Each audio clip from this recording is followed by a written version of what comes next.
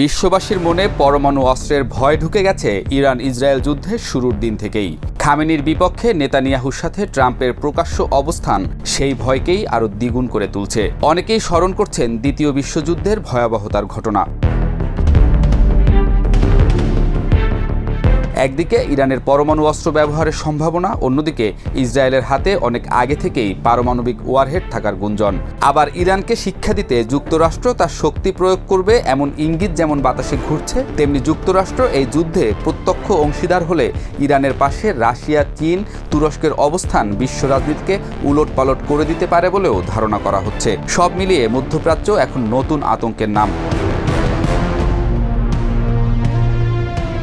Iran Israel যুদ্ধের ষষ্ঠ দিনে রুদ্ধশ্বাস সময় পার করছে দুই দেশের বাসিন্দারা, কিন্তু যুদ্ধের ভয়াবহতা আর মানুষের হাহাকার ছড়িয়ে পড়েছে গোটা বিশ্বে। বিশ্ব নেতাদের ক্রোধের বলি হচ্ছে সাধারণ মানুষ। বিলিয়ন ডলার খরচ করা হচ্ছে মানুষ হত্যায়, কিন্তু এক টুকরো রুটির জন্য কাঁদছে ফিলিস্তিনের শিশুরা। তবুও গোটা মধ্যপ্রাচ্য জুড়ে বাজছে যুদ্ধের দামামা। এই মুহূর্তে ইরান মধ্যপ্রাচ্যের সবচেয়ে বড় ও বৈচিত্র্যপূর্ণ ব্যালিস্টিক মিসাইল অস্ত্রাগারের অধিকারী, যা আঞ্চলিক নিরাপত্তার ভারসাম্যে গুরুত্বপূর্ণ ভূমিকা পালন করছে। যুদ্ধ বিশ্লেষকদের অনেকেই ধারণা করছেন ইরানের কাছে ৩,০০০-এরও বেশি ব্যালিস্টিক মিসাইল রয়েছে, যা অন্য যে কোনো আঞ্চলিক শক্তির চেয়ে বেশি। ইসরায়েলি গোয়েন্দা তথ্য অনুযায়ী ইরানের লক্ষ্য হল তার অস্ত্রাগার ৩,০০০ থেকে ৮,০০০ মিসাইলে উন্নীত করা।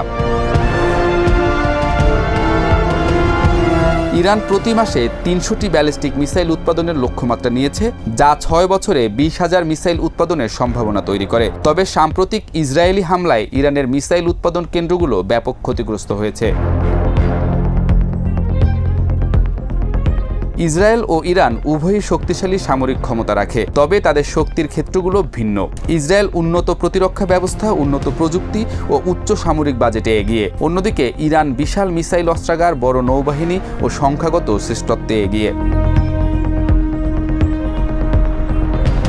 সাম্প্রতিক ঘটনা প্রবাহ থেকে দেখা যাচ্ছে ইসরায়েলের আকাশ প্রতিরক্ষা ব্যবস্থা ইরানের বিশাল মিসাইল অস্ত্রাগারের বিরুদ্ধে কার্যকর থাকলেও ধীরে ধীরে সেখানেও স্বল্পতা দেখা দিয়েছে। অন্যদিকে ইরানের S-300 প্রতিরক্ষা ব্যবস্থা ও মিসাইল উৎপাদন কেন্দ্রগুলো ধ্বংস করেছে ইসরায়েল, যা ইরানের প্রতিরক্ষা ক্ষমতা দুর্বল করেছে। এই যুদ্ধে উভয় পক্ষই তাদের সেরা অস্ত্রশস্ত্র ব্যবহার করছে। ইসরায়েল স্টেলথ ফাইটার জেট ও স্বয়ংক্রিয় বোমা ব্যবহার করে ইরানের সামরিক ও পারমাণবিক স্থাপনায় হামলা চালাচ্ছে। অন্যদিকে ইরান ফাত্তা-1 হাইপারসনিক মিসাইল, কাদর ও এমাদ ব্যালিস্টিক মিসাইল এবং ড্রোন ব্যবহার করে ইসরায়েলে পাল্টা হামলা চালাচ্ছে। সব মিলিয়ে এই যুদ্ধ হঠাৎ করেই থামবে বলে মনে করছেন না বিশ্লেষকরা। পাশাপাশি ধ্বংসযজ্ঞের নতুন যে খেলা আধুনিক বিশ্বে শুরু হলো, সেখানে জড়িয়ে যেতে পারে বিশ্ব মানচিত্রের অনেক দেশ, যা মানবিক বিপর্যয় যেমন ডেকে আনতে পারে, তেমনি অর্থনৈতিক মেরুদণ্ডও ভেঙে ফেলতে পারে।